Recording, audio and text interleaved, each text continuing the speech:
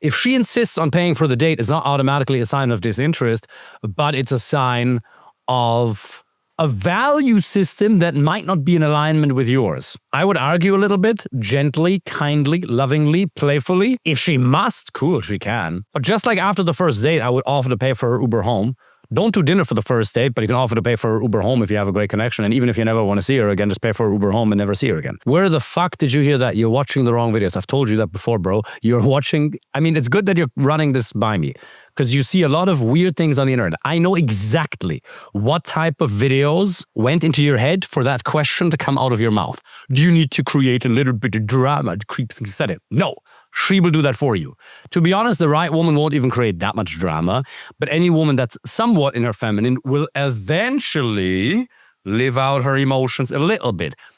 The wrong ones, they'll do that way too much. You know, so some guys say, ooh, Latinas, they're so passionate. They're so spicy. Ooh, you better be careful. No, you're a fucking pussy and you have no frame. That's what that means. Not you. You don't need to create drama to keep things exciting. No. Do things that are silly, fun, and lighthearted and playful in the moment. If you're in the right state, these things will flow out of you naturally. You will naturally have a gut instinct of what to say. So, calibration also means there's things you can do 4 years in a relationship that you wouldn't do in the beginning. Don't do anything that's not authentic to you. Very important. That being said, so, are you guys ready for two opposing paradigms? Seemingly opposing paradigms. On the one hand, you can only ever do things that are truly authentic to who you are, otherwise it'll be a facade. Even if you're trying to be cool and free in your expression, that in and of itself can be a facade that will turn her off. So you can only ever do something that speaks from your core. On the other hand, if you only ever do things that right now feel authentic to who you are, you won't grow, you'll never do anything that'll get you to the next level. Anything you're doing right now in your jobs or your careers, you weren't able to do 5 or 10 years ago. There's things you've done sexually now that you haven't done 5 or 10 years ago, that were outside of your comfort zone. To grow, to be able to give more to her, to be able to experience more, to get to the next level, to get new results, you have to change how you define yourself. Extremely important. So if you only ever do the things that are authentic and this is just not me, that's just not me. Really? When did you define yourself? You just made up an identity. I don't talk to women in a Starbucks. That's just not me. Shut the fuck up. Imagine you had said that in your career or your business. That's just not me. Well, then stay stuck exactly where you are. If you want to get to the next level, you have to have identity level shifts. So, two seemingly opposing paradigms. On the one hand, you can only ever do what's authentic and don't communicate in a way, don't do things that aren't authentic to who you are.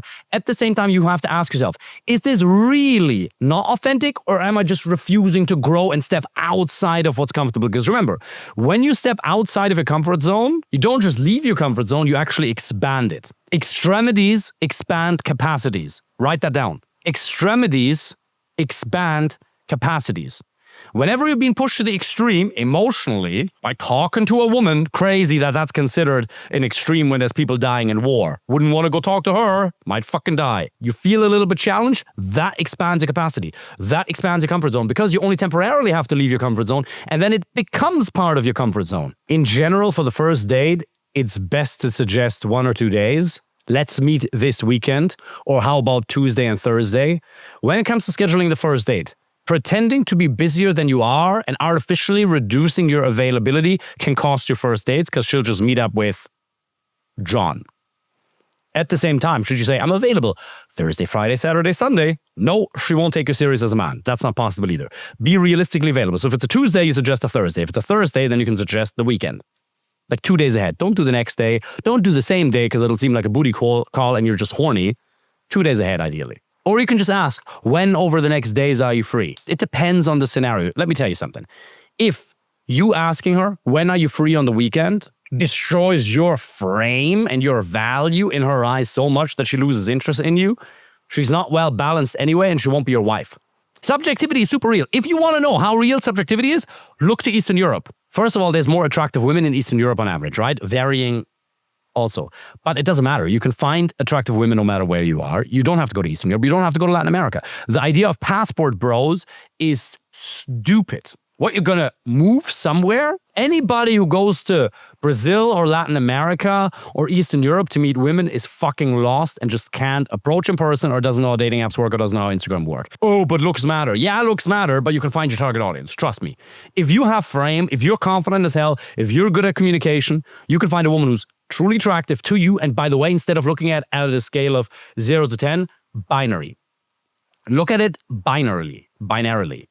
Yes or no? Am I attracted to her or not? That's it.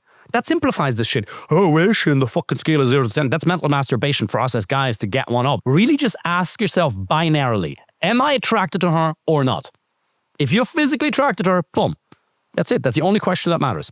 Guys who go to another country to meet women, to move, I'm not saying holidays, move, they just don't understand the game. If you live in the US, if you live in the UK, for example, you're fine. You can meet amazing women anywhere. Is it easier in some places than in others? Of course. The US has 150 million women. 15 million women in your age bracket alone. How many people are in the UK? Is it 40 million? Is it 80 million? 60 in the middle. Okay, perfect. 30 million women. 3 million women in your age bracket in the UK. Can you find one rather achievable mission in it? Wherever you are, whatever color of skin you are, there's a target audience for everybody. Some guys really like ginger hair. Some women really don't like ginger hair. Fuck statistics. This is what losers do. They look at statistics. They say, but don't the experts on podcasts say that dating apps are in decline? Who gives a solitary fuck? You might as well say, statistically, nobody approaches. That's a good thing. Fuck the statistics. They don't matter for you as an individual. Statistically, most of the US is obese. Statistically, everybody's fucked. You aren't. As an individual, you can always succeed. Assume the responsibility for your own outcomes. Stop blaming external circumstances because it's never the external. Whatever external reason you believe to be the cause for your lack of relationship is a lie. It's always you. It's always you. Not that there's anything inherently wrong with you. Let me define what I mean with you. Behavior. You at your core are infinitely valuable. But if we live in objective reality, we have to look at who you are in terms of your consistent behaviors. Not what you do every once in a while. But if somebody regularly kicks the dog, he is a piece of shit. He's not a good person. If somebody yells at kids, he's a piece of shit. You wouldn't say, oh, but he's a good person on the inside. Yeah, in a way, and he can change his behavior. He has infinite potential to become somebody better. But most people never want to change. That's why with women, you can never date for potential. You always have to date for actuality. How is she right now? Not what can she become. So your behaviors are just insufficient. Change your behaviors. But in order to change behaviors, you got to come into calls like these. We change your mindset. Your behaviors change. You learn the strategies, the frameworks, the tactics, and then you get the result. The results are technically always just a matter of input, but you won't be able to do what's right if your mindset isn't on point. That's why we're here. Why are there billionaires that are overweight? Is a caloric deficit such a mind-boggling concept? No.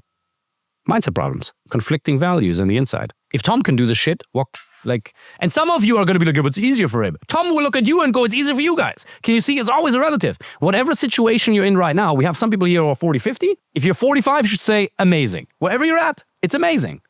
It's the frame that I bestow upon the situation. It's the meaning I give it. Because the situation in and of itself does not have meaning. But as Tony Robbins says, the meaning we give the situation creates an emotional reality within me that either empowers me or disempowers me. Any situation that made you feel bad, it was never the situation, but the meaning you gave it.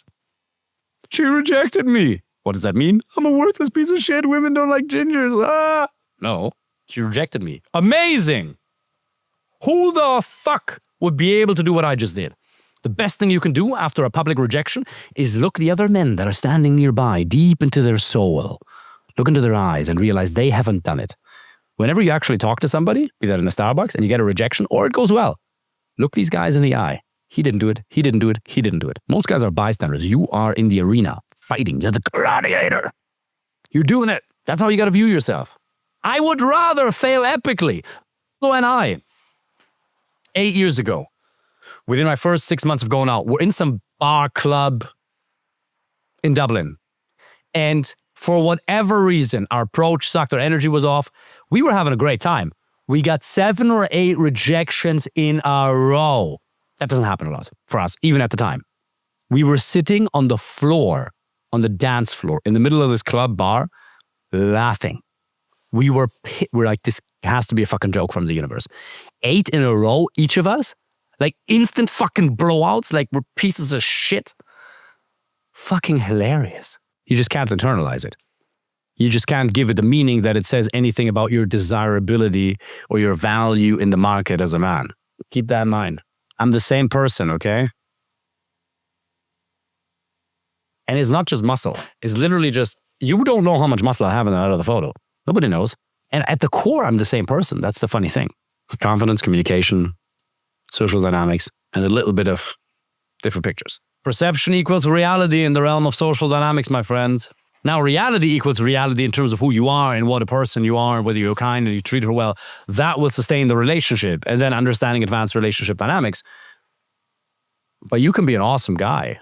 Just be a good guy. Just be rich and women will come to you. Yeah, gold diggers. And it's no problem that women want money and lifestyle.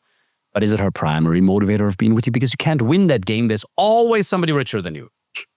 If you have a date that goes shit and then you don't feel like going out anymore, because who here has ever had this? You have one really shitty date or a date that goes good and then you don't get the result you want from it because you have blind spots in your communication still.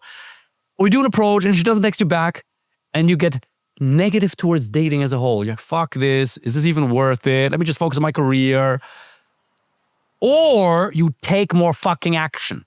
You have a setback. You either crawl back into your fucking shell or you take action. If you then take action, a day, 2 or 3 later, you're going to meet a girl that'll blow your mind. It's always like that. After a setback, if you take enough action, a week, 2 or 3 later, you're going to meet somebody who'll be, wow, maybe she won't be your wife yet.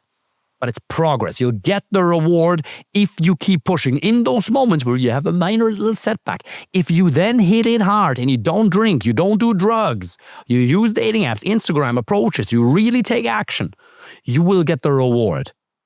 And the rewards are really good.